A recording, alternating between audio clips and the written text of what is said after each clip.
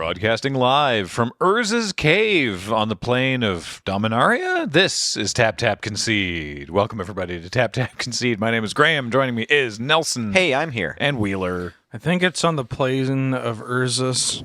The plain of Urzus. Swabagubber. Urza's nuts. What? Swabaga. Welcome, everybody, to a spring Q&A episode here on Tap Tap Concede, and we'll get into that in a moment. But first, I want to remind you all that this show is brought to you by Card Kingdom. Please check out cardkingdom.com/LRR for all of your cardboard, such as the unintentionally revealed, some leaked and now officially revealed, some of them, cards from Modern Horizons 3. They don't have pre-orders up for that yet. Although maybe they do. I don't know. By the time you're watching this, who knows? Perhaps. Tell them we sent you. Ask for a button. It's funny. Also, this show is brought to you by you and your kind support of our Patreon at patreon.com/loadingreadyrun or by becoming a member on this very YouTube channel. Shoutouts for them at the end of the show. There briefly before we get into the Q&A, just because we did sort of talk about it. There was Modern Horizons 3, a whole bunch of leaks, a wild amount of them, and then so Wizards did an article that Blake wrote that was basically like, we tried to give people time where there weren't cards being spoiled, but apparently no one gets to have nice things. Shout out to Blake. And revealed some cards in there, including, yes, I have seen a new bear that's a hate bear. It's neat. Is it a hate bear? Everyone's calling it a hate bear. It's a hate bear. It makes all creatures into bears. But here's the thing. Normally hate bears deal with your opponent doing something unfair. This hate bear just deals with your opponent playing big creatures, the most fair thing in all of Magic. No, that's unfair nowadays. Okay. But it also doesn't mess with +1/+1 counters. So like when you play your Goldvein Hydra after your King Among Bears, it's just bigger. Yeah. I love, first of all, what a unit this guy is. Oh, yeah. Kudo, King Among Bears. Green-white, which is interesting. So, that allows 2 additional bears, I think, into the into the deck if you're playing Commander. 2/2, and then, just other creatures. All other creatures have base power and toughness 2/2 and are bears in addition to their other types. Doesn't take away their types, doesn't take away their abilities. It just makes them 2/2 also green-white bears. hate bears. It's a classic. Yeah. Also, I appreciate the profile variant of Kudo. Oh, yeah, it's so good. Kudo, first of all, looks hilarious. Secondly, also specifies that Kudo is Ayula's king consort. So I didn't realize these have different flavor text. Yeah. That's awesome. And he just looks, his very big Harvey Birdman bear energy. Mm-hmm. Yeah. Yeah. So anyway, this episode is a Q&A, both at the same time. You provided the cues on the Twitter and Mastodon, I believe, for the LRRMTG account. That's where we sourced these from, right, James? Yeah, that's right. Great. I believe the first bunch are from Twitter and the second bunch are from Mastodon. Perfect. So, without further ado, let's jump on in. First question from Mark Blower. We recently got a North 100 on state of the format regarding how Highlander is faring post-COVID and in 2023-24. What are your takes on the states of your other played formats, such as Modern, Commander, Limited, and other constructed formats? Good. I wanted the first question to be 5 podcasts long. Yeah. Yeah. Yeah, no kidding. Wow. Anybody play Modern? I played one match this week, actually, and it was the first time I played Modern in years and years. Really? Yes. How was it? It was okay. Yeah. It was fine. I understand that of the ones mentioned here, Modern is the one currently struggling. Okay. I don't know if it's the only one currently struggling. I think Modern has always been struggling. I would agree with that sentiment. Yeah. Most of my experience playing Modern can be summed up with the following. My friends tell me about the format, or I hear there's a tournament coming up that will reward an invite to the Pro Tour. Those 2 things get me excited to play Magic. Right. Especially when they're happening together. Then I go and look at results and deck lists, and then I get more excited because Modern deck lists, to me, have always looked sweet. Especially if I haven't played Modern in the last memory. Mm-hmm. I'm like, wow, this Modern deck plays all these fun, cool cards and has probably cool play patterns, and I like casting these spells. Mm-hmm. You can play X card that I cared about when it was in Standard, or still play in Canadian Highlander. And so then I go and build a deck, and then I play matches of Modern, and that's where the fun stops for me. Yeah. I'm just like, why why is this format like this? That's how it is for me. I'm just like, there's a certain power level of card that isn't checked by the relevant opposite power level of card like Wasteland or Force of Will, in my experience. And Modern has changed a ton. Since like the first several experiences of me doing this were in like the first 4 years of Modern. So like this is way back. But still coming back, I don't know. I could give it more time. I just tried out the Amulet of Vigor deck, which has been around for forever, but I had never played it before. Tier 0, baby. Yeah, it's very strong. I played 3 whole games where my opponent didn't blow up my Amulet of Vigor. So, although they did aggro me out once in the middle there, I just felt like I'm playing with vintage mana and they're not. So it was, I don't know. It wasn't like super, my match wasn't super back and forth. But yeah. Any thoughts on Modern, Wheeler? I don't know if you're... Yeah. I am not up to date on anything to do with Modern. I watch a lot of Modern, Oh, yeah. and it looks like a pretty cool format if you don't mind going 3-2. Right. And, like, that's fine. I've always kind of had an odd relationship with Modern after I got my deck banned out of the format like 5 times.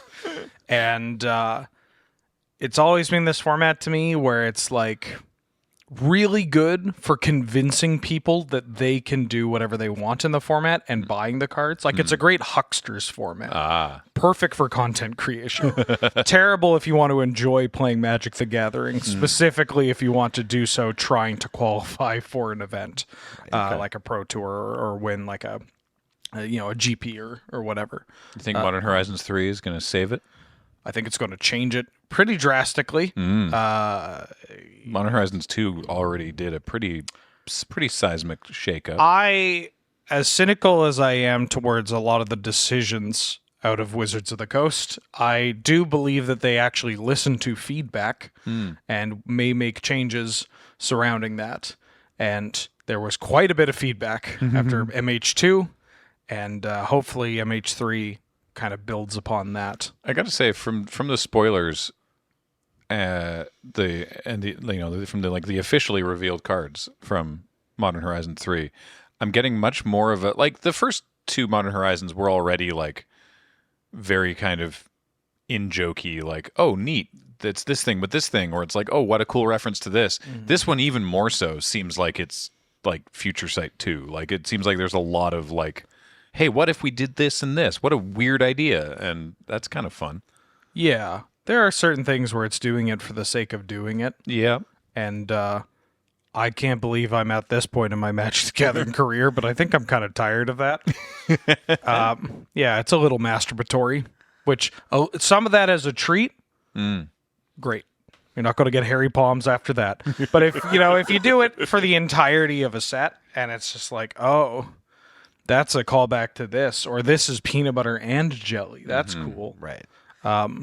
Then it can get to be a little bit much. Yeah, I guess if your set is like the all callbacks, this is really going to make the nerds who take their back pills laugh set. It's like, maybe it's dangerous if that is the 3rd installment of your series of sets. Yeah. It's like you want to make sure you're getting new material in as well, but we haven't seen the whole list yet, so it's not a judgment call on Fair that enough. set. Yeah, there's a fine balance between something that is a love letter to Magic and something that is that one guy that spouts 90s Simpsons quotes for every single response. It's a fine line to walk. Yeah. So, moving then to Commander.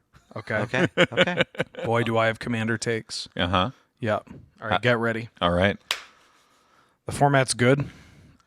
Sick. It's fine. I don't actually think there's a point where you can track the format being bad. I think that discourse surrounding Commander is antithetical to the format, and that it is so much a format that is dictated by an individual's experience on a local play group level or just through anecdotal, like, I had this game and this was bad and therefore I don't like the format. And it's like, well, you tried to Armageddon on turn 4 in like a pod and it got countered, and then people are like, oh, that's what you're up to? We don't want to play with you. Like, it's, yeah. I really appreciated the rules committee's sort of revised statement of intent. Yes. I thought that was really good. Jim has been working on, I mean, that's the collaborative effort of the entire rules committee. Yeah. But Jim Lepage is the guy who has been the driving force behind it. And him and I were talking about that at the one PPR. Like he's been way working. back, He's been working on it for a long time. I appreciate that, it has removed the idea that like philosophically that Commander has to be fun, because that is impossible to quantify. Yeah. Right? That it's like, no, this is what what were the two? Please remind me. The two there was two sort of points in it about like what Commander is trying to be. Oh, you're putting me on the spot. Oh, I'm so sorry. I mean, I can speak from my personal belief and ones, because Jim and I tend to share very strong. We share a lot of the same takes of like, Commander is a format where it's not, like you said, like trying to hit something that is fun or hit something that is balanced is not really the goal, because that's not attainable. Like to have a Right. definition of either of those. Sorry, that here it is. constant. It is social, Yes. creative, Yes. and stable. Yeah. Yeah. Right. It's That's better good. to also just talk about the format or anything through the terms of what it is, Yeah. and not what it isn't. Yeah. And that's where you see a giant divide between people that know what they're talking about and people that don't know what they're talking about. I recommend you read that in full, by the way. Not just my 3 sort of bullet points. Do go check it out on the Commander Rules website. And unban Panoptic Mirror and ban Dockside Extortionist. Those are my two. I'm starting to, those are my takes. That's my Commander Advisory Group individual take. Sweet. Yeah. I can't remember the last time anyone had fun with Dockside Extortionist. I got a lot of words on this card that ultimately boil down to like you're overthinking it. This card is just, and you're overthinking it from a design perspective, and I assure you the people playing with this card are underthinking it, because it's just so appealing, and that you will not pay attention to any kind of social contract or power level discussion, because I'm a treasure deck and want to make treasures, and this makes treasures, and why are you telling me my treasure deck can't play the treasure card that makes treasures? You know? Right. It's the answer is because I'll tell you, it makes too many treasures. Yeah, the answer is because it's like a Black Lotus you can ephemerate Yeah. and loop with. So, Fair enough. Yeah. The last one on that list was limited, and that's kind of a little harder to quantify because it changes every set.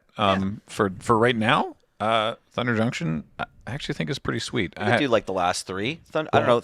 Go ahead. Really quickly, actually, Yeah. because we do have a question later on, Okay. and I probably should have kind of combined these two, but Chiral, I think, was going to ask, now that we're 2 sets in, do you think play boosters have made a positive impact on the limited environment? So maybe when you're talking about the more recent limited environments, let's maybe talk about the play boosters right now, and then I'll skip that question later. But thank Fair you for enough. the question, Chiral. Yeah, that's a great thought, actually. So I do think I am enjoying Thunder Junction more than I was enjoying Murders at Karlov Manor, and I think I liked Karlov Manor more than the general consensus. But I am enjoying Thunder Junction more, despite that we've talked about previously on this podcast just how much amazing removal there is on the breaking news bonus sheet, which is too much good removal. But no, I'm honestly enjoying Thunder Junction. The fact that you can still win games, or at least do positively like 5 or 6 plus wins in a draft with just like a 2-color deck of efficient cards that curves out. That's nice. You don't need to have the astonishing bombs. The bombs are pretty astonishing. So yeah, I don't know what your thoughts are. I think Thunder Junction's doing fine. That's separate from the play booster discussion. My thoughts on Thunder Junction are I've actually been enjoying playing Sealed more later into the season than in any set I can remember since, I don't know, maybe Call Time. I liked that set a lot, so I probably played more Sealeds too, but I played a ton of Draft. But I'm like tied right now, I think, in Drafts and Sealed of that set of Thunder Junction, and it's because going into Draft, there's a bit of a learning curve and there's going to be some bumps, but and so you'll end up in games, I found, at least for me, more often where like, okay, my opponent has a bomb and I can't deal with it. Like classic complaint about limited. In Sealed, it's like every deck is going to have bombs. Like, you definitely aren't going to miss out on getting your bombs. Whereas in draft, like, I just think I'm usually willing, my styles, I'm usually willing to like pass bombs or like swerve into another color if I can get the like efficient 2-color deck we talked about. Like, that's a priority, and like that doesn't always pan out against your opponent's bombs, right? But in sealed, it's like you're just going to play your best bombs, and everyone's doing that, and so like it just feels like honest magic. Whereas like sealed normally doesn't even necessarily feel like that. Like, often, like every sealed, maybe I'm lucky and like all the sealed pools I've opened have had bombs, but all my opponents have had bombs too. So it just seems like in this set specifically, with like all of the different ways you can get a rare, it's very hard to open a sealed pool that like lacks multiple bombs that you're going to be able to play together. Sealed decks have started to look like old theme decks. Yeah. Yeah. Which is kinda It's like cool. an intro pack deck. Yeah, exactly. You can open so many rares. Yeah. So yeah, play boosters then, I guess, unless you want to weigh in on Yeah. OTJ at all. Playing OTJ. Oh, No, God, no. Fair enough. Alright. But Cube's great. Fair. Okay, sweet. Have you not been playing much Thunder Junction? No. Okay. Yeah. Fair Play enough. so many hours in a day. That's fair. Uh, I also, actually, speaking of limit, I also yesterday played for the first time Super Jump, which is Jumpstart on MTGO, but instead of regular Jumpstart packs, they're like vintage cube Jumpstart packs. So like your like White Weenie deck has like a Mox and like a Jitte in it or something. wow. Yeah. So it's like All right. 40 card decks of, seeded cube seal. Like, you don't change any cards. You just like Yeah. pick like Reanimator, Sacrifice, or Dragons or something, right? It's like you pick like Cool. Workshop and like It's very goofy. Dark Confidant, Force of Will Control. Like, put those together. Yeah. So but play boosters. Yeah, play boosters. So, yeah, they have definitely affected sealed Yes. because you open 6 packs and it's like, great, here's your 13 rares. It's like, well, hold up. Yeah. Not always. And your 25 other cards. Yeah. So yeah, as you say, seal decks now are pretty silly. Draft is wild because there's a breaking news one for Thunder Junction. There's breaking news in every booster, and then there's also an amount, maybe like 1 or 2 in a given draft table of the big score, maybe more than that, cards that you might see going around, and then occasionally just like Borderless Notion Thief or something pops up. But like the special guest cards are always a big surprise. I don't even know all of them. Morbid Opportunist is on there. Notion Thief. Stoneforge Mystic. No crap, really. Yeah. I had no idea. Yep. I think it's important to have 2 conversations, one about Murders of Colorado Manor and one about Thunder Junction, because Murders didn't have as many lines of potential rares instead of your common and uncommon, right? Like, did it have 1? No, it still had lots of rares. Okay. 'Cause Is it- it the same? Or go ahead. No, well, just the way that the packs are collated, you could still open way more rares All right, fair than prior. So something that I am enjoying about the new philosophy of these, which we talked about when we did the initial Play Booster episode months back when they first announced them, is how they've tuned up the playability of commons. Like, there's very few utter dirt cards now, and like 1-drops are much more playable, right? Like the idea that no one's going to play their first good card until turn 2. Like there's things to do on turn 1 now. And this was true of, we've talked about this for a while in this podcast. This was true of LCI and Karlov Manor and Thunder Junction, because this was a change that they were like, well, we need to make this change for play boosters so that there's more playable stuff, basically. And that's nice. I don't know actually how. I'm not prepared to make like a proclamation about how play boosters generally have been affecting limited beyond what we said about sealed. I don't know. I'm It's curious. It's different. If you could do the thought experiment, like, if this could be a passion project for anyone who cares. Just like try to build a 2016 booster pack out of Markov Manor or Thunder Junction. Did I say Markov Manor? Yeah. Murders of Karlov Manor or Thunder that'll Junction. happen, yeah. That's going to keep happening. Yeah. Try to take one of these sets and just give it 3 uncommons, a rare, 10 commons and then a land slot, and then one of them could be a foil in every however many packs or whatever, and then see if you like drafting that with your friends more than play boosters. And I mean, I guess that no one's gonna really care. You know what I mean? Like if you tried that, you'd be like, yeah, it was fine, or like probably. I suspect what happens is if you could put like, a million Magic playing monkeys in a room doing that for like a weekend and then compare it to like a limited Grand Prix or whatever, and then try to interview them, or they do the opposite experience the following week, and then they answer a bunch of like survey questions about their experience in one or the other. It's like, yeah, the play boosters, everybody has a bomb. I don't know, like that might come out to being the main takeaway, is just that like your regular packs, the person who got their deck together has more fun than the rest of the pod, whereas now there's kind of more avenues for escape when your like draft gambles don't work out. Mm-hmm.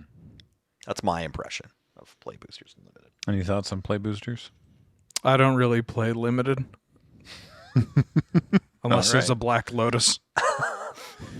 Fair enough. All right. Well, in that case, Vintage Cube, I mean, yeah, Cube packs have been play boosters for years. If I may It's like actually they're say already one thing about Cube, Yeah. I think that the past couple of packs, like past 3 to 4 sets or whatever, have been really cool for Vintage Cube. Like, I bet. there are also changes outside of those packs that have been made, but like, it's wild how different of a beast it is nowadays. Obviously, it depends on the configuration, but I don't know, like cards from the Clue box showing up. Oh yeah, really cool. Oh yeah. Yeah. Headliner Scarlet is like a hell of a slam it in your aggressive deck. They So can't strong block, card. just crunch. The Carnage Interpreter, the 3-mana 3/3 that yeah. discard your hand, make a bunch of clues. Really good because there are a lot of decks that care about artifacts. There are decks that care about discarding your hand. It's just a big boy. And then the Krasis as well. The 3-mana 4/4 trampling Krasis that when it attacks, you give something else base power and toughness, whatever. Pretty good in a environment with a lot of Moxen. Do we have that? What's that one called? It's like, yeah, it's a Krasis from... Evolve is, I think it's just like adapting Krasis or evolving. Like it's a very on the nose kind of name. Is it from Unruly Krasis. Cluedo? Is it from Cluedo, or is it from a different line? It is from Cluedo. Nice. Yeah. Yeah. Yeah. That's really funny seeing the you mentioned Headliner Scarlet, just because it's like, because those are the ones specifically that you don't actually play when you play the Clue game. That's funny. They see no gameplay in that game, in that experience, which is funny to me. But anyway, okay, cool, neat. All right. Next question from Chris Wilson.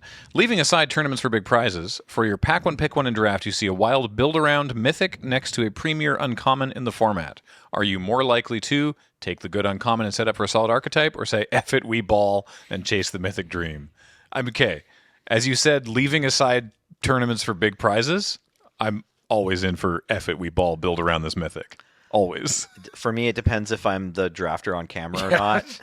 If I'm on camera and I feel like we have to F it, we ball. Is there a camera on me? Yeah, exactly. If there's not, it could go either way. I still might take it if I like that mythic, but if I really like the deck that the uncommon goes in and the mythic, I'm like, this is probably a trap. I just take the one that I think I'm going to have more fun with. I guess it depends on if I'm in a silly, goofy mood that day or not. Yeah, exactly. What's my vibe? Yeah. And like, do I have like 1,000 people shouting at me to do it? Yeah. It's like, okay, I All right, guess. off camera, there it is literally going to depend on my mood. If I'm like, no, I want to actually win, then I'll take the uncommon. But a lot of the time, I'll be like, ooh, I want to try this. Yeah. Am I trying to learn the format or am I wanting to play the format? Yeah, aside from winning or not, I sometimes will just take the uncommon because I'm like, I don't want to have to figure this out. Yeah. I don't want to have to figure out how to do this draft. You know what I mean? If I take this mythic, yeah. All right. That was an easy one. Next question from Noah. If you could pick one format to get more official support, what would it be and what would that support look Jeez, like? I wonder this cast. Sorry, Graham, you should answer this question. Actually. Well, so do you want to just get the easy answers out of the way then? Sure. Wheeler, our answer is... Well, I probably have a different answer. you might have a from- different one? Okay. Yeah, I don't know. Mine is Canadian Highlander. Mine is Gladiator. That's okay. what I was All going to right. guess from both of you. Yeah. All right. Although Canadian Highlander is a close second. You know. Excellent. I just think I feel that betrayed. Yeah. Canlander doesn't actually get much from official support, Yeah. whereas Gladiator gets a ton. Right, every time, not to brag or anything, but the last midweek Magic for Gladiator was the most popular one of like the past year or something like that. Since the previous midweek Magic for Gladiator, maybe. And so people like, and honestly, that one, God Bless the Arena Team, was a train wreck. Just like there were 2 Couldn't bring your days own where you deck? couldn't even do anything. Oh, you couldn't- It was it just wouldn't even work, very yeah. bugged Wild. and whatnot. Yeah, I barely played it. I played a couple of rounds. So with all that in mind, like again, the number one thing is just people want a queue. When the Gladiator queue was up, Yep. oh my god, I were did jamming those not servers. do anything. Yeah. Like you just press the serotonin button. I did kind of forget what my kids looked like that week. Yeah. And like to their credit, I'm very thankful that Gladiator as a fan format has official recognition. And, Wizards likes it. The people internally like it. They think about us when they make new cards like on Arena, like the alchemy sets and whatnot, and what cards they're bringing for anthologies. Like, that's dope. So it's a thing where it's, in my mind, also just more realistic Sure. than Canlander. Yeah, it's the fight we can win. Yeah, and like it's you can just win, it just I think winning it just stretches to a broader audience than like, Wizards being like, congratulations, we're making Canlander Masters, and then every Canlander player's like, oh god damn it, no, please, no, I don't want to see Mishra's Saga. I'd just like to see a MTGO Canadian Highlander queue. Like that would be incredible. Oh, we're trying. I mean, and to their credit, the MTGO team also likes Canadian Highlander. Right? Like Well, it's That makes sense. yeah. Both of their answers were my answer. Like I don't like what am I going to say? Tiny leaders? Like I don't have any like. I don't know. Do you want like flashback drafts brought in a different rotation, or is there like is there yeah. a limited experience you would like to see that you A lot. missed out on? A lot of the not the missed out on. Just I would love to see. I like when there's flashback premier drafts on Arena, and I feel like they don't happen as often. Can as I maybe give they my could. best Graham answer? Sure. My Grampser Ooh. is I want them to continue to release Misty boosters with updated like card sheets. God, that's so much basically. work for Gavin. That's a great point, actually. Yeah, I did watch your Crack-a-Pack for the Misty booster, and I'm just like watching you go through all the cards. I'm like, oh yeah, Misty boosties. Love Mystery It's Booster. so good. The last event we were at didn't have Mystery Booster firing, and I was so disappointed. Yeah. I have one more answer I can give to this question. Actually, Yeah. everyone's going to hate it. I'd play an official paper omniscience draft queues at like MagicCon or whatever. I just like that format. And there's at least one other person I've met. There's another judge in an event at like MagicCon Montreal, or maybe it was a GP back then or whatever. But there's dozens of us who really enjoy omniscience drafts. So. The one like on Arena where you have the emblem that you can get like the 5 mana out of, and the I just like it as like a way to like keep. I mean, first of all, opening packs, but it like goes through it pretty quickly. 3-card hands, You're supposed to have 3-card hands. Although the last time on Arena they gave us 7, which was a mistake. That's busted. It was just like okay. It was bad. Okay, early game, the opponent's profile is loading. Okay, mid game, this is where it really matters. Die roll. Okay, late game, turn 1. Yeah. Right? Yeah, it's like you either have the counterspell for their thing or you're dead. Yeah. So yeah, 3-card hands is good. And then you just do a draft like normal. The draft portion like takes the same amount of time, and then you cut 2 cards and shoot. And like I don't know, I'd be down to do that as a Swiss or a single limb, whatever. That sounds like a lot of fun. I don't know. I would hope that the queue would be done in like 50 minutes or something. That'd be a cool Friday round night 3 Friday night finished. paper fight too. Yeah. Sure, I would actually. be down. I mean, we'd James. probably have to do more than one James. draft. Yeah. Yeah. Oh no, we have to draft twice. Exactly. just getting everybody ready. Yeah. Yeah, exactly. Doesn't that sound like 3 drafts in a row? Omni Booster would be fun. Sounds Anyways, so yeah, I like that format. All right, fair. All right, next question. From 7ish Magpies, it's Magic World Championship 2024, and the format is Gladiator. Hey, there you go. Do you think the Gladiator can be or is a competitive format at high levels? And how would you feel if Wizards did, in fact, make a high-profile competitive Gladiator event? I don't believe it can be in its current state because we don't have sideboards. and I think sideboards are an integral part of competitive Magic. And that take is so reasonable. yeah, It's sorry. infuriating. And yet Highlander doesn't have sideboards. I also don't think Highlander is a high-level competitive format. Oh, okay. But that's okay. I'm not saying this. I'm not saying this in a derogatory way. I just assume mean you were. Yeah, I feel like these formats are at their best when they're treated like recreation league like sports, Right. Okay. where it's just Your league Magic, yeah. or like softball. It's just you and a bunch of like 30 to 40-year-olds playing softball, and like the winner gets a big old picnic or whatever, right? Sure. And a trophy like that. Yeah, where Free nachos at the there's club or something. Yeah. pride and something on the line. Right. Yeah. But, at the end of the day, everybody is involved for different reasons, as opposed to I'm going to be the best and win the thing and, build my self-worth off that or whatever. When I look back at my Canadian Highlander career, the parts I'm the most proud of are the moment when I went from I don't know how to pilot this deck to I do know how to pilot this deck. It's like I think those moments are actually more important than tournament wins. Yeah. It's like just being able to go out there. It's like anti-Alzheimer's Magic where you're like, like softball when you're like kind of old and out of shape and don't have time to exercise or whatever. And it's like Magic when you're like trying to make sure that like all the neurons are still firing. Yeah. All right. It, not to say that you can't play it competitively. Yeah. Like, we do. I just mean that I don't think that in its current state, either of these formats, for what it's worth, are something that you could approach from like a pro tour level. That would just also probably not be good. Like, I don't know. Do you really want it to find out that the best deck and the only deck you can play in the format is like Gruul or Esper? Like, you have two choices. Right. That's what'll happen. Sure. Yeah. Fair enough. Next question from Cannon Fodder.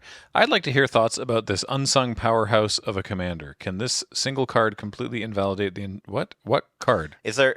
Thank you. Oh, Voja. Okay. Thank you.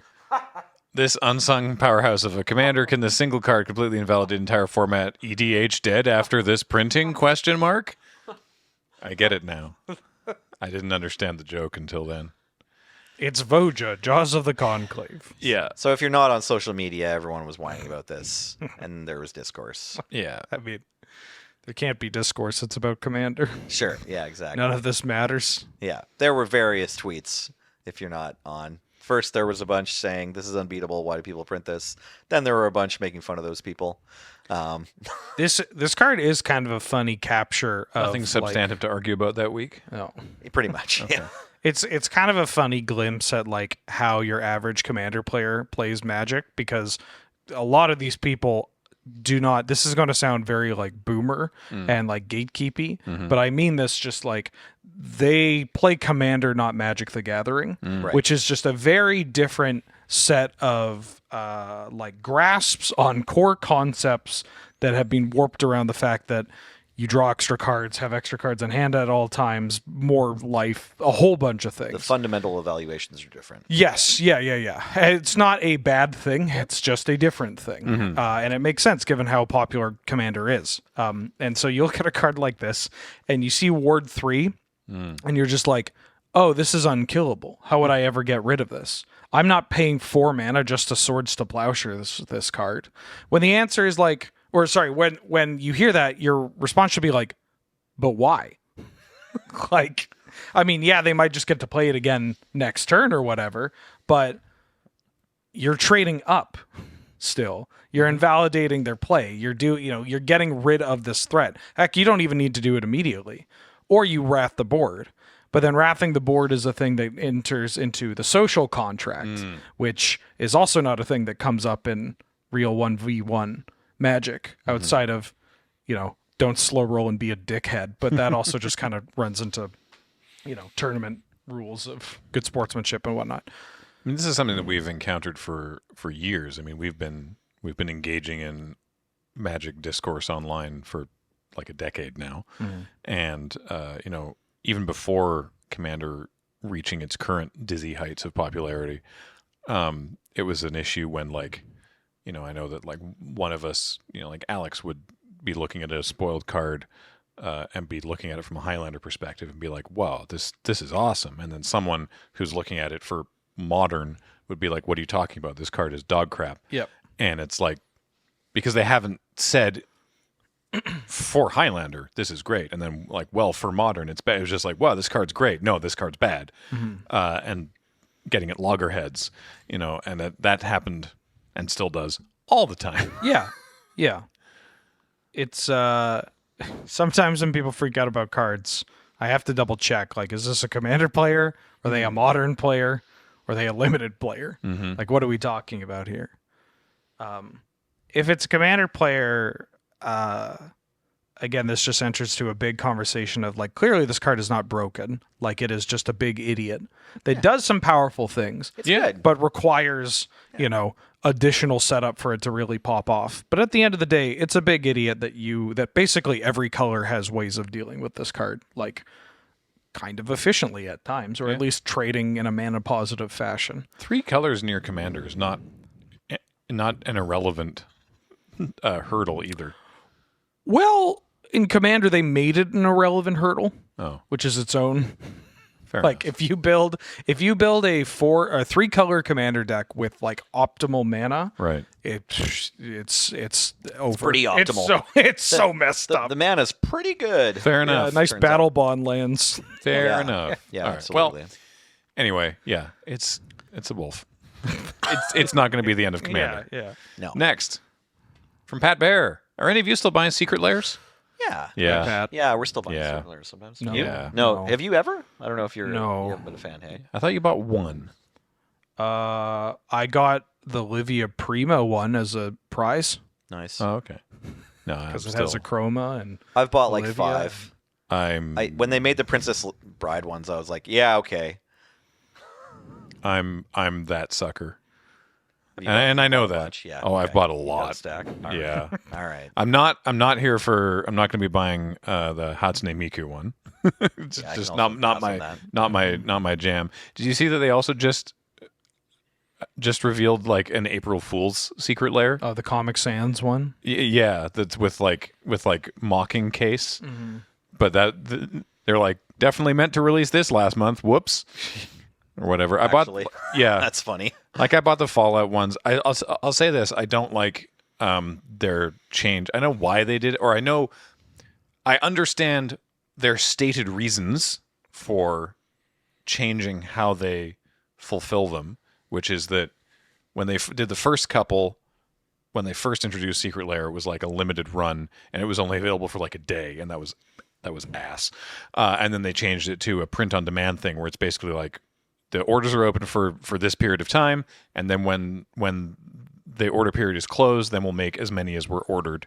But that meant that people would order it, and then they wouldn't get it until like 6 months later, which, that's bad feels.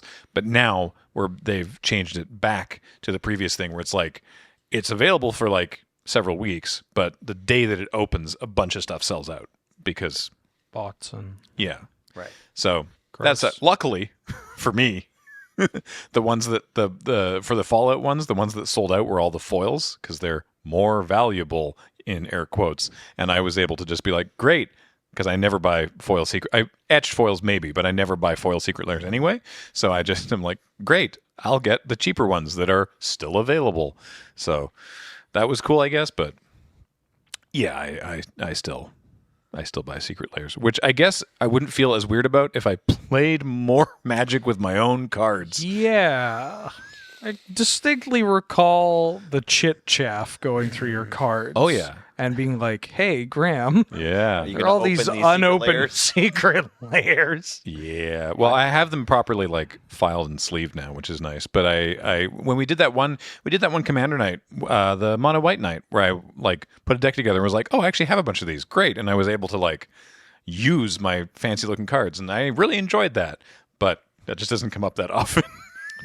If you want to feel a little better about it, I haven't opened my Princess Bride Secret Lair. It's just sitting under my desk. It's real pretty. Yeah, I knew it was pretty when I bought it. I just haven't needed to play those cards. Have you seen the secret card from that one?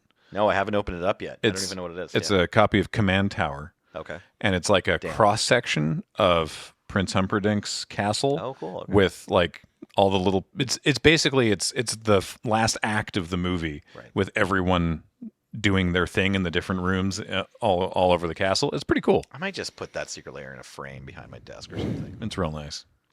All right, next question, which I think we saw briefly, but it's back again. Alex asks, I'd like to one day make my pilgrimage to Yellow Jacket to play Canlander, and I refuse to use Facebook. What day should I go, and are proxies allowed? Is this a Q&A or is this just what?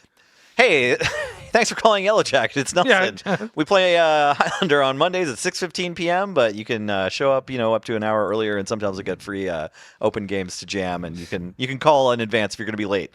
But if you show up after 6:15, the tournament may have started. Next question from Ben's mom. Honey, are you coming to dinner on Saturday? And if so, could you bring a bottle of white? Nice. Are proxies allowed at YJ? Yeah. Yeah. All right, cool. Next. Daniel. Yep. What kind We of sure question? answered that Hold question. on. Yep, we did that shit. It's Congrats, Alex. Thanks for your YouTube membership, lol. Daniel asks, it's been a year and there haven't been any new battles, so they're on my mind. Any thoughts on what makes something a better battle than just some other permanent? Any thoughts on what makes That's a great something question I haven't thought about. a better battle, better as a battle than another permanent? Right. I guess. Huh. Oh, so like, why would you make something a battle as opposed to making something an enchantment? Like from an R&D perspective, right? Like that's More words on yeah. cards. Yeah. Yeah. So It's got a backside. Yeah, more words on cards. More words. So they did say that, like, when we had battles, they said it was going to be a while before there were new ones because they were basically waiting to see how they worked before they made more. And they did sort of like stock the fridge in terms of giving them a super type and a subtype, so you could have a battle that is similar but works differently rather than being a. They were sieges. Sieges. Sieges, yeah. They all came out as subtype siege. Yeah. I don't know. I don't have a good answer to the second half of that. I just wanted to say that I thought they were cool. I thought it was added an interesting little mini game to the game, and I'd like to see more. I'd like to see where the design space goes. I played with them in limited. Yeah. And it was like kind of exciting. I remember during MagicCon Minneapolis, right? March of the Machine Mom, yep. had just come out, and it felt like a big deal then, and now it's a year later, and it's like some of those are in some constructed decks. Like it's like the best explosive veggies is that battle. Yeah. For now, The battle new for one Zendikar? the Or one, Invasion of Zendikar. Invasion of Zendikar. Yeah, like that one gets played, although it might get replaced if the deserts are worth playing because there's a desert explosive veggies instead. Veggies. But yeah, to me it just kind of feels like those happened, and I thought they were going to be a big deal and impact the way we play the game more, kind of like when Planeswalkers came out, that those were a big deal, and you saw them in like every format forever until they said we're only going to print one per set now, and then by that time, which was only a few sets ago or whatever, by that time it started to seem like Planeswalkers are actually under control. The way they print them now is that they're going to go in some decks, not every deck playing those colors like they were back during And they're often Charts of Alara. They're often very thematic or bad. Yeah, exactly. Which is a good thing. I love that. I love Yeah. a mythic rare that works in one deck. Great design. But battles haven't had a big splash. The coolest thing you can do with a battle is reveal it off your Atraxa. And even when you do that, after you do that a couple times, you realize, I didn't need to reveal this battle. This Atraxa is good enough, even if it only draws me 2 cards, and I should just be playing a deck that's tighter. So, yeah, I don't know. I think they're waiting for them to rotate out of standards so that no bad problems happen. Like you said, that they want to make sure that they've tested the waters enough with all the safe battles they printed, and yeah, maybe next couple years we'll see busted battles. No idea. Yeah, in terms of like why a battle over just like an enchantment, yeah, because it's interesting. Because it's a different. I mean, not to give a non-answer, but because it's a different card, and you interact with and like because it's not an enchantment or an artifact, it interacts with. It does. You don't have to worry about odd interactions over the history of the game. You get a more interactive game piece that can also just have an ETB, where a lot of enchantments or artifacts tend to just have like static abilities or whatever. I actually think the better comparison is Planeswalker. A Planeswalker is a permanent that gives you an immediate benefit, and then if you get to play a mini game where if you can defend it, if you can keep it alive, you get a big payoff. That's the usual play, pattern. A battle is a permanent that if you can attack it, you get that same payoff, but you also get something immediately. So it's just like the inverse of Planeswalkers, where it promotes you for being aggressive. But there's not a lot of incremental advantage with battles. Right. That's That part's different. yeah. Yeah, that part is different. Yeah. I just think they're neat. Yeah, they're cool. Yeah. Next, from Dylan, we often talk about the perpetual hype train stemming from an increasing flurry of MTG product. Shifting gears, do you feel like this release schedule has affected your ability to gauge or assess the quality of sets post-release? Has the criteria of what makes a set good changed? So it's like we're so quickly on to the next thing that we don't really have time to stew in and reflect on the previous thing. I can see that. Obviously, we always, and this has been true for, as I said, about a decade. But this comes to, we come at this from a different perspective, because we don't just play Magic. We're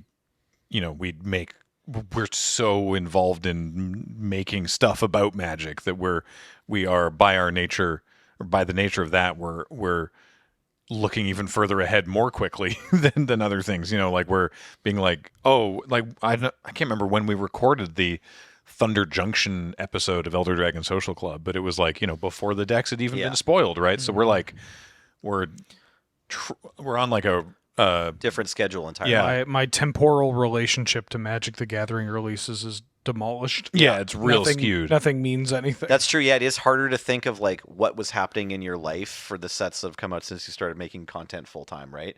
Because it's like more of just a big wash. Like you're working with various sets that aren't the sets other people even know about or whatever. I'm sure it's like 3 times as bad for the people working in R&D, right? Like yeah, they're like you know, 2 years, 2.5 years or whatever. yeah, like ahead. Daniel Holt tries to remember when someone's birthday was. It's like, oh yeah, I was working on this set. That oh wait, I can't talk about that. You know what I mean, right? But yeah, I think it is a little more difficult to reflect on a previous thing, because before there was downtime, right? Where it was like you do a set, it was new, you draft a bunch of it, then it would get to sort of like late in the format, and maybe you wouldn't play it as much, or maybe there was like a pet deck that people would try to be forcing or whatever, and it was just kind of like, okay, and I'm gonna, go play other video games or do other stuff, Right. and then be like, oh yeah, no, that was a nice draft set, and then the new one comes out and it's like, oh cool, and this one feels like you barely have time to breathe between when sets come out, so it is difficult to sort of like, I'm now trying to do that. I'm like, okay, Lost Caverns of Ixalan, that was fun. I'm remembering that now. That was nice. That was a cool format. Can you believe that was like 3 sets ago? Yeah. No. What was before that? Eldraine? the last Yeah. format, New I feel like Eldraine? I had Okay. enough time to play, and like I got it. Like I played through the set enough. Was probably like Ravnica Allegiance. Yep. Yeah, like it's been a while since we've had the curve where I'm like, I've played enough limited and like looked at constructed decks or whatever, and like I got my hands into it enough that I was like, okay, cool, I could like do something different. I'm gonna definitely prioritize my free time away from Magic. I feel like the summer sets, I got that because it's like if I'm drafting primarily on Arena, then if they released a product that was only on Magic Online or not even on it because it's like a multiplayer Commander product or whatever, Right. then you really get some time. Like I remember just like feeling like I got to jam with AFR Yeah, for I like did that one a lot months too, actually. and months, and actually get to like learn the format Yeah. beyond red, black, good. Right, like Yeah. getting to the point in the FR where you're like, nope, this green white deck is fine. I can get to Yeah. 7 with this green Yeah. white deck. It's gonna get there. Or just being like, oh, actually, wait, blue might be kind of cracked. Right. Yeah, I can make this blue deck work. Like Yeah. getting hooked up enough. Yeah. Yeah. Yeah. I guess I would like if limited formats could have a little bit more time to breathe. But I mean, what it means is that I am now just like, rather than drafting until I'm mentally done with a format and then sort of then focusing elsewhere, I'm just having to do that before I'm done with a format. I'm just like, I just can't keep playing Magic all day every day. I'm like, all right, well, I'm going to do some other stuff today. Yeah, I've so- made peace with it for sure. Yeah, but I think it means that I'm on. I think on balance, I might be playing less Magic. Oh, yeah, I'm 100% playing less Magic because of this. Because of the release schedule. Hey, yeah, Yeah. probably. because you know you're not going to get to that. Like there's a certain hill to climb. Right? Yeah. In draft, we're talking about draft specifically. Yeah, right? yeah. So there's this hill to climb where you've got to get through like 10, 20 drafts or whatever. So you like learn pick orders, you learn like when the signals seem to be right or wrong, or what the traps are and all that, and then you get to the point where you're like drafting and you're like trying to make decisions and weigh carefully how you're going to have to set, and you get to the comfort level. And now if you feel like you might not have time to get there, you just back out early, because there's some middle draft, like say it's 20 drafts, like let's just say that's what the magic number is. Once you've drafted 20 times, now you're in the gravy land or whatever, and you are a master of the format. That's not really it, but let's pretend. If you only have time to play 25 drafts before you know you're going to have to do something else, it's like you might just do something else after your 5th draft. Like look at your gem total and you're like, I have enough to start the next release season. I'm just going to do my dailies in a standard ranked game instead. And I don't know if this is calls back to the play booster discussion, but for OTJ specifically, we did our PPR pre-launch thing. We did our streamer event. Then the set released on Arena. We've done a in-person draft, and there are still. And I've been watching it. Like I watch Kenji Numatanami's drafts like all the time, and there are still normal rares in the actual set that I'm like, what is that? I have never seen that before. Yeah. And uncommons too, probably. Yeah, and I'm like, what? This shouldn't happen. Right. It's very surprising when I'm like, hold up, what is that? I don't know. Anyway, next question. This is also going to be your last question. Last question from Potato Aim says, I'm going to be teaching an after-school Magic the Gathering club to 5th and 6th graders this year. First of all, that's awesome. Good for you. Do you have any recommendations for Magic content that's school appropriate to be used for background noise on the projector while the kids play, besides Friday nights, of course? Well, not the Will Hall experience. I'll say this, not for specifically this reason, but we do make a point to not curse in our Magic content, the stuff on this channel. Well, Nelson did swear. He did swear earlier this podcast, and he will be reprimanded. Grossly Teacher. Wow. Imagine getting called out for swearing by Benjamin. Yeah. Expletive deleted, Wheeler. I knew what you were going to say there. Yeah. So with the occasional slip-ups, we do try to make this channel ideally so that children and families can watch. Have you not heard how 5th and 6th graders talk? Really. They're going to skibbity to a whole bunch of new slurs you've never toileted. Having said that, what other recommendations could we give? I mean, we should probably give Prof a shout I was going to say I don't think That's anything place. that Prof says is inappropriate. Sometimes he gets angry, but that's understandable. Yeah. Not really angry. Brian mad. Maybe don't go to... Not angry, just worn down. Passionate. Yeah. Yes. Eroded. Yeah.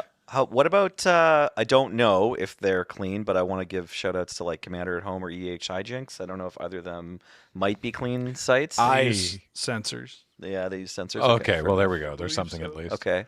Probably don't go to Voxy's channel. Nope. Do not go to twitch.tv/Benjamin_Wheeler. Don't go to Coach Nelly. I've been on it several times, and I actually do not remember if we swear on game nights. Oh. No. I don't think so. I don't think so. Yep, check out the command zone. That's probably fine then. Yeah. You know what else is actually great if you just want to put stuff on the background? Dig up, it's Nathan Holt, right? The Enter the Battlefield stuff. Oh, what's the name of that show? yeah, the first version. Walking the Plains. Walking the Plains. Get Walking the Plains on there. Yeah. It's only like, I think they have an hour or two of content total, like the whole run of Walking the Plains. I think they got more than that. Is They it? were doing that So for a bunch couple of years. 8-minute episodes, Yeah. but it's like, mwah. Yeah. Like great if they're new to Magic and they want to see like what people who love Magic make for content. Like What a that great stuff's great. thing that was. Yes. Just be like, every time there's a Pro Tour, also there's like a 20-minute video covering the Pro Tour hosted by a literal wizard. Yeah. What a odd thing. Yeah. I'm so glad that I missed happened. that. Yeah. Yeah. But then I would also just say, like, just get the Pro Tour coverage. Just go to the Magic Official or the SCG. Oh, Open yeah. And just put the matches on. Do you watch any of the latest one? I only a little bit. It was Just really watched a interesting little bit. 'cause I wish it I was- could have watched more. I was really busy. It was so fresh after format release. right. So there was definitely like, nothing was solved. Technology. Hey, Yeah. yeah. I can't watch it because the way it's laid out feels very weird. Oh. Because Okay. it's like, typically it's left right like Right. gameplay. They've Yeah, changed It's- it. It's up and down. It's Right. uppy downy. They changed to up down to make it look more like arena or something, maybe. Or, Yeah, and it's very weird to me. It's like, no, I kind of just want to see you put out all the cards. I do like left right more when I'm watching Magic coverage. I think. I like how they've, for those who haven't watched Magic coverage in a while, they've made some good sort of, I guess we'll call them quality of life improvements, where there's very little downtime now. Right. So like, because they stagger the matches by an hour, so when you are watching round 6, what's actually that's during the time that the players are playing round 7. Basically. So what that means is that they trim out like sideboarding, right? So like game 1 finishes and they're like, okay, so-and-so takes game 1. So let's go to game 2 and just right into game 2. And they'll talk about sideboarding changes that were made, but you don't have 10 minutes of the players sitting there sort of like looking at deck That's lists and fantastic. swapping cards around and shuffling and doing their mulligans. They're just like, all right, game 2. So that's nice. I appreciate that.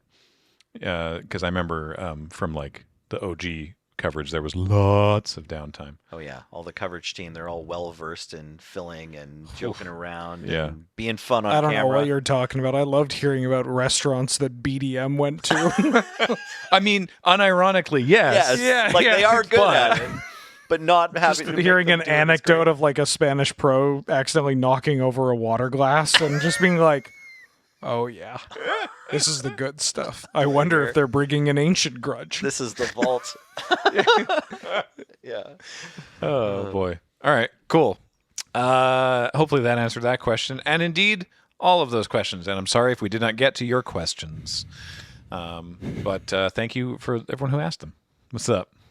What time is Highlander on? Yeah. That's so Yeah, funny. if you asked a question that was more important for a wide audience to find out than when does Highlander start, I we mean, sincerely apologize. James made the short James, list. yeah, On that's behalf what of I don't James. get. Yeah. Like, And look at the reaction I've elicited. wow, It worked. Yeah, all right. he's an influencer. Look at him go. Wow, content. Until we talk to you again, I want to remind you, of course, that this show is brought to you by Card Kingdom. Please check them out at cardkingdom.com/LRR. Get your cards there. Tell them we sent you. Get a button. And of course, this show is brought to you by you and your kind support of our Patreon at patreon.com/loadingreadyrun or by becoming a member on this very YouTube channel.